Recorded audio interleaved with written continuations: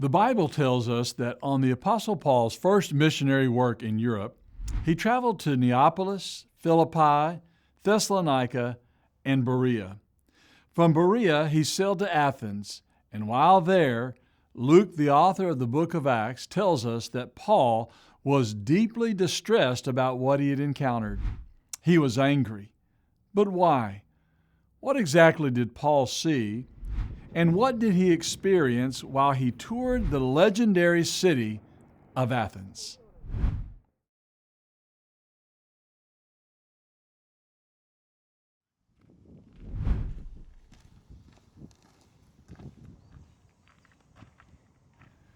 When Paul came to Athens, he would have encountered numerous pagan temples, sanctuaries, and altars.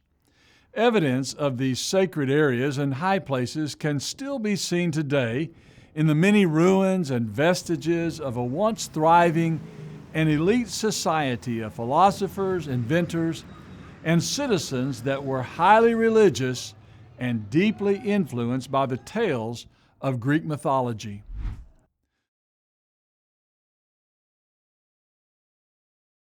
One of the first things Paul would have seen was the Pnyx, where during Athens' classical period, its citizens were called to assemble for the purpose of speaking about the affairs of the city and, on occasion, casting a vote.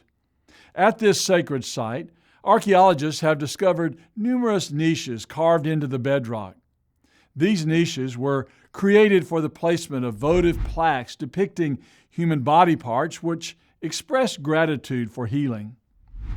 East of the Pnyx and at the base of the Acropolis, Athens possessed a sanctuary to Asclepius, the god of medicine and healing, along with a theater built in the honor of the god of wine and pleasure. The theater contained a front tier of seats that included 67 marble thrones with a seating capacity of 16,000 spectators. Athens was also known for its temple to Olympian Zeus, with 104 Corinthian columns that were 55 feet tall. This enormous temple was once the largest in the world. In the north, Athens had a Greek and Roman marketplace where commerce, entertainment, and civic activities of all types occurred. Known as the Agora, the marketplace was the heart of Athenian life and its cultural center. According to Acts chapter 17, it was here that Paul reasoned with others about Jesus and the resurrection. The Agora was also a place for learning and the exchange of ideas, especially at the large freestanding buildings with numerous colonnades and covered walkways known as a stoa. Beyond merchandise and learning, the Agora was crowded with signs of religious devotion as well.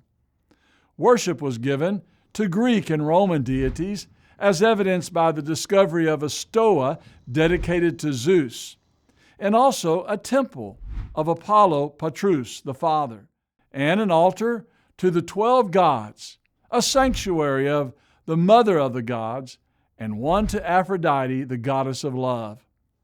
In the Roman section of the Agora, a beautifully designed hexagonal building was built and dedicated to the 8 gods of the wind, one of which is mentioned in the book of Acts in chapter 27. Overlooking the Greek Agora, the temple of Hephaestus still stands today and can be easily seen from many places in the city. Hephaestus was the patron god of fire, volcanoes, blacksmithing, and artisans. This beautifully designed temple was made of marble and is now one of the oldest and best preserved buildings of the Greek era, dating to the late 5th century BC. Its fluted columns, Doric capitals, and elaborate metopes and triglyphs testify to the emphasis and value the Athenians placed on the worship of their deities.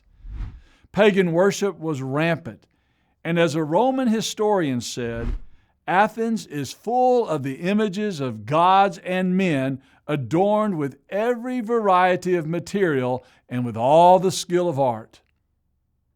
No greater example of that devotion can be found than what occurred on the large, high escarpment at the center of Athens, known as the Acropolis.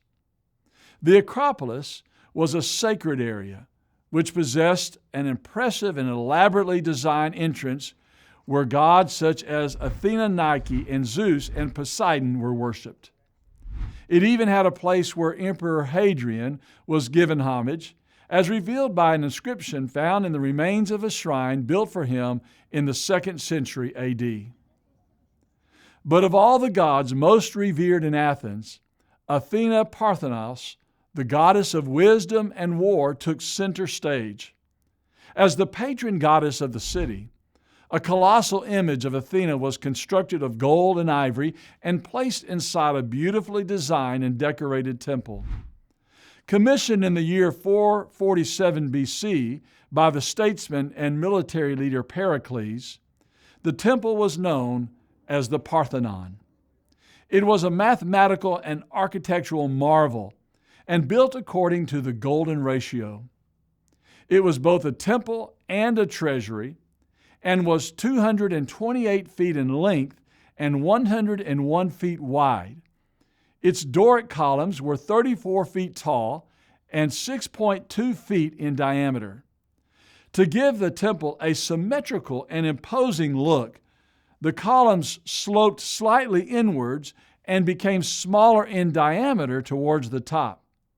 Its size and adornments served as propaganda to aggrandize both Greek culture and its religion with scenes of Greek mythology connected to the Olympian gods. It also highlighted Greek military exploits with depictions of war heroes and victories over the Persians. However, its main purpose was for honoring the goddess they believed had bestowed upon them their military and technological prowess. Situated to the north of the Parthenon was the Erechtheum, with its 6 iconic and beautifully sculpted caryatids serving as pillars for the porch. It was constructed between 421 and 406 BC and housed a wooden statue of Athena, along with shrines to several other pagan deities, one of which was Poseidon. The building itself was named for the demigod Erechtheus, the mythological Athenian king who judged the contest between Poseidon and Athena in their contest to become the patron god of Athens.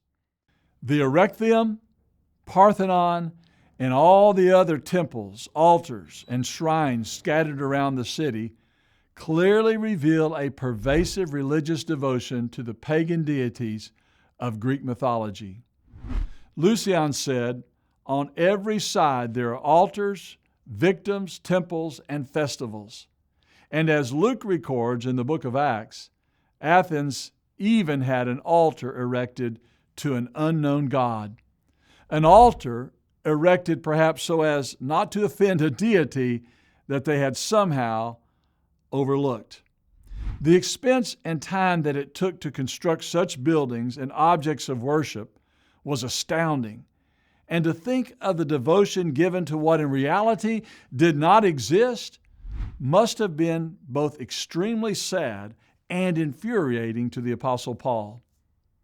But while their devotion to idols was disturbing, I believe even more frustrating to Paul was knowing that these religious devotees were being duped and robbed of an intimate and personal relationship with the only true, all-wise, immortal God and Creator. So when Paul came to the Agora and later to the Areopagus, he wanted the Athenians to know that the true God was powerful, generous, cared about everyone, and actually made promises and gave assurance to all who would follow him. The true God wasn't aloof and far away, but instead was and is near. He wasn't hiding in obscurity, unwilling to be known, but wanted and wants to be known. In contrast to pagan theology, Paul revealed that the unknown God whom they had ignorantly worshiped had a lofty view and high regard for man. by speaking of them as his offspring. So, here at Athens, in the land of the Bible, it is easy to see the powerful connections between faith and fact and to know why Paul was so frustrated and so angry when he came to that city. He saw what paganism was doing to people and how it robbed them of their value and hope and of the sacred peace that comes from knowing God both now and in the day of judgment.